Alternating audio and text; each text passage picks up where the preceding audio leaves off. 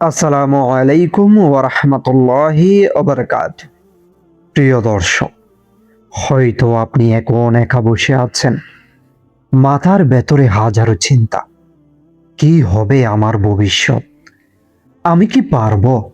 আমার কষ্টগুলো কি কখনো শেষ হবে?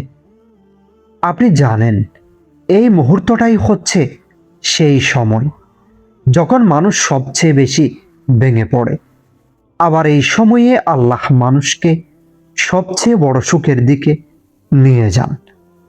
আপনি হয়তো বুঝতেই পারছেন না, কিন্তু আজ, ঠিক আজ থেকেই আপনার জীবনে এমন কিছু সংকেত দেখা দিচ্ছে যা প্রমাণ করে আপনার কষ্টের অধ্যায় শেষ হতে চলেছে এবং আনন্দ, সুখ, শান্তির দরজা খুলে যাচ্ছে ধীরে ধীরে। তো প্রিয় দর্শক, আজ আমি আপনাকে সেই আলামতগুলো বলবো যেগুলো মিললে বুঝবেন আপনার জীবনে আনন্দের সময় শুরু হয়ে গেছে। তো মন দিয়ে শুনুন, কারণ এগুলোর মধ্যে হয়তো আপনার গল্পটাই লুকিয়ে আছে। প্রথম আলামত, হঠাৎ করে শান্তি অনুভব করা। তো প্রিয় দর্শক, আপনি কি খেয়াল করে দেখবেন, পরীক্ষা শেষ হওয়ার পর সব কিছু ঠিক না থাকলেও হঠাৎ করে আপনার মনে এক ধরনের অদ্ভুত শান্তি চলে আসে। আগে যেখানে ছোট ছোট বিষয়েও আপনি ভেঙে পড়তেন, এখন সেখানে একই পরিস্থিতি আপনাকে তেমন নাড়া দেয় না। এটি কাকতালীয় কিছু না, এটি হচ্ছে আল্লাহর পক্ষ থেকে দেওয়া একটি বড় ইশারা। কারণ যখন একজন বান্দার জীবনে সুখের সময় আসতে থাকে, তখন আল্লাহ প্রথমে তার অন্তরে শান্তি দেন।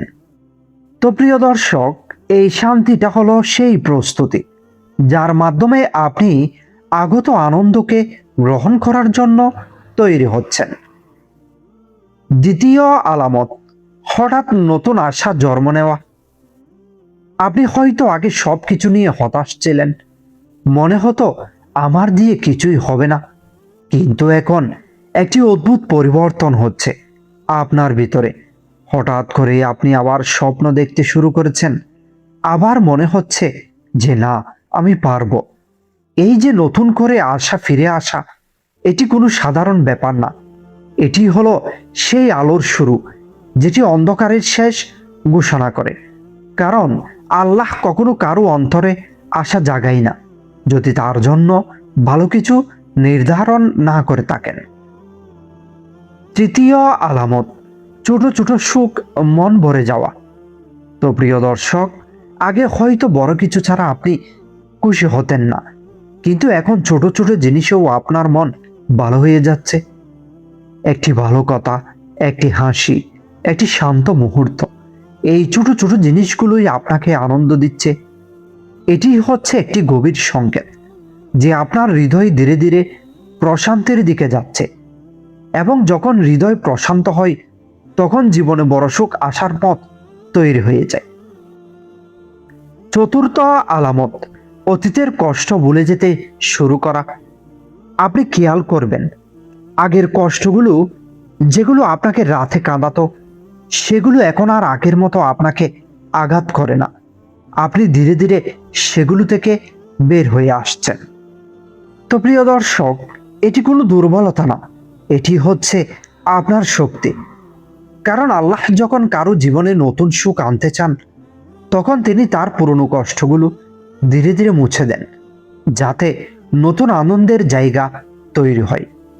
একটা সময় ছিল যখন আপনার অতীতের কিছু স্মৃতি আপনাকে ভেঙে দিত। রাতের নীরবতায় হঠাৎ সেই ঘটনাগুলো মনে পড়ে যেত, আর আপনি চুপচাপ কাঁদতেন, কারো সাথে শেয়ার করতে পারতেন না। কিছু কষ্ট এমন ছিল যেগুলো আপনি কাউকে বোঝাতে পারেননি, শুধু নিজের ভেতরের চেপে রেখে দিন।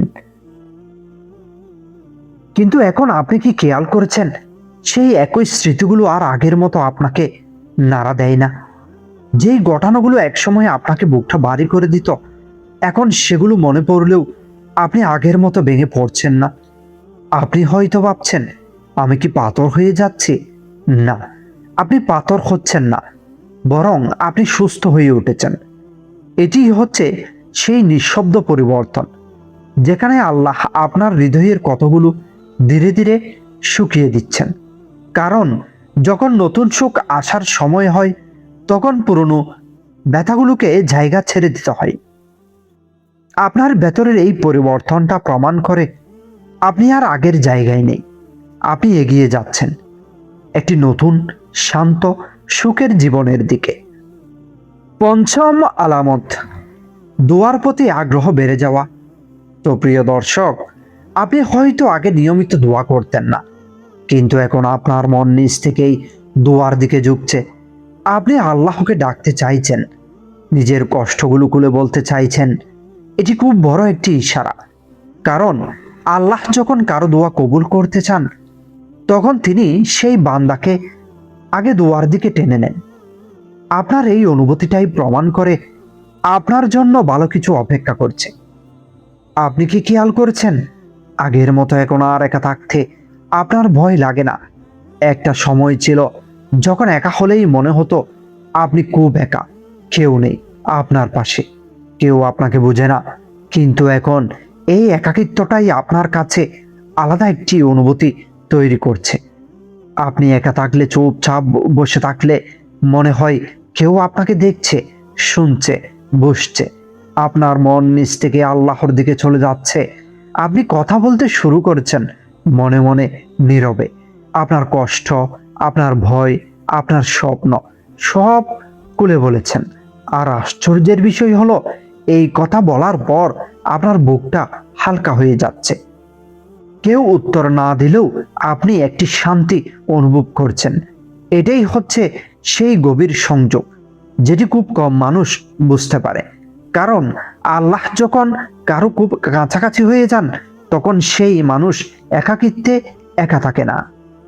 তো প্রিয় দর্শক, এই অনুভূতিটাই একটি বড় সুখবর। কারণ যাকে আল্লাহ নিজের দিকে টেনে নেন, তার জীবনে কখনো খারাপ কিছু স্থায়ী থাকে না। আপনার এই নীরব সংযোগই বলে দিচ্ছে আপনার জীবনে বড় কিছু পরিবর্তন আসতে চলেছে, এবং সেই পরিবর্তন হবে শান্তির, সুখের আর পূর্ণতা। ভবিষ্যৎ নিয়ে ভয় কমে যাওয়া। আগে আপনি ভবিষ্যৎ নিয়ে খুব ভয় পেতেন, কি হবে, কিভাবে হবে, এইসব চিন্তা আপনাকে কষ্ট দিত। কিন্তু এখন একটি অদ্ভুত বিশ্বাস কাজ করছে আপনার ভেতরে। মনে হচ্ছে যা হবে ভালোই হবে। এই বিশ্বাসটা হঠাৎ করে আসে না, এটি আল্লাহর পক্ষ থেকে দেওয়া এক ধরনের শক্তি, যেটি বলে আপনার সামনে ভালো কিছু আছে।